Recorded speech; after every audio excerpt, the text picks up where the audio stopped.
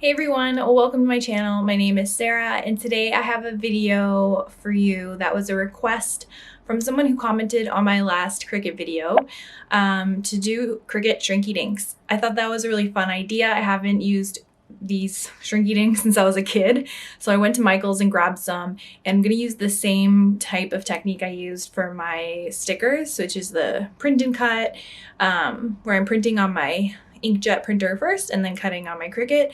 So let's see how it works. So I got the inkjet creative pack, so it's specifically meant to print on inkjet. I don't know if the regular one could print on inkjet, but I figured just to be safe I would get this one. I already started a few designs, so I have this cactus one, and they recommended to take the opacity down 15 to 30%. So I did that because this is actually quite a bit darker. If I put the opacity back up, that's what it looks like. So they mentioned that when you bake it, it gets a lot darker. So you kind of want that washed out look before you put it in the oven. Okay, so I'm trying another method to reduce the brightness. I brought it into Photoshop and then I opened the hue saturation adjustment layer and moved my lightness to like 50 basically, or 40, and I'm going to try it this way because it didn't let me upload it.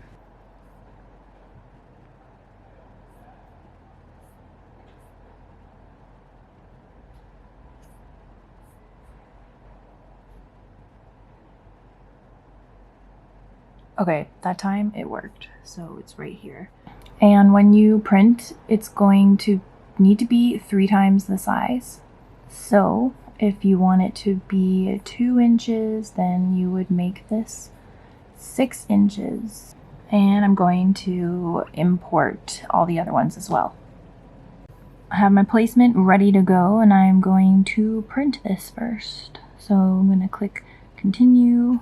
So I'm going to turn on the system dialog so that I can choose my print settings. And I always turn off ad bleed. Print. And my print settings will be behind here, so I'm going to go best and then photo paper. And now I will show you what I'm going to do on my printer. Okay, so I just put the Shrinky Dink paper in. And this will ask me to register my paper, so I'm just going to change it from plain paper to, it said matte photo paper, but I guess, okay, I guess I'll just choose matte. It doesn't have photo, matte, but whatever. Register, yes. Okay, so now I'm ready to print.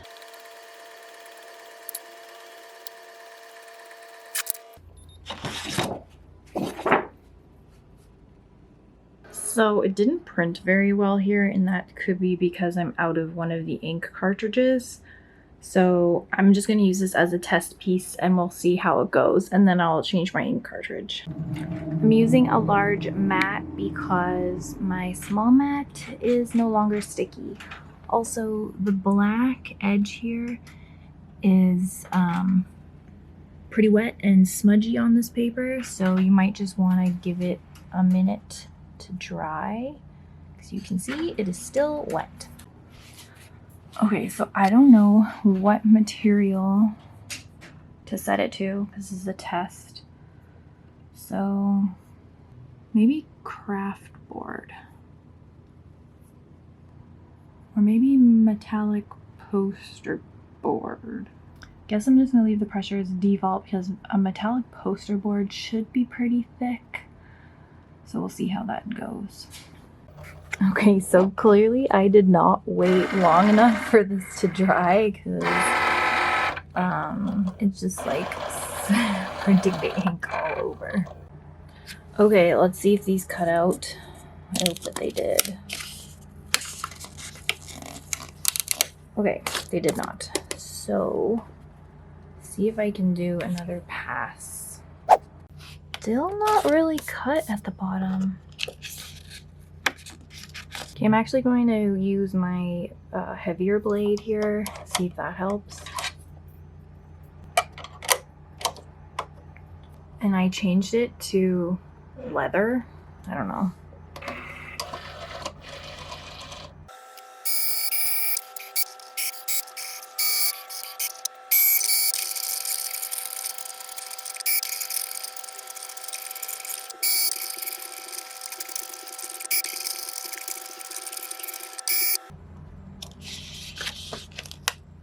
Ah, finally it cut. Woohoo!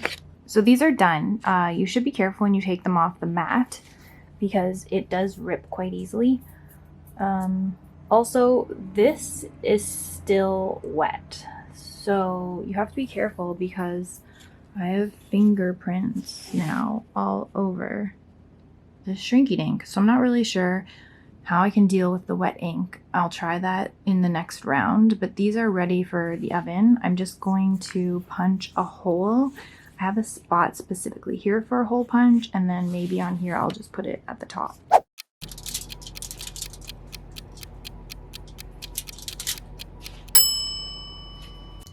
Okay, so I feel kind of dumb because when I read the instructions it said place in the preheated oven. I thought that meant maybe place it in while it's preheating. So it still worked out though.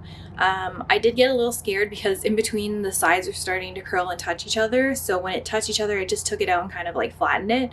But the longer you leave it in there, like eventually it goes and flattens back down when it shrinks.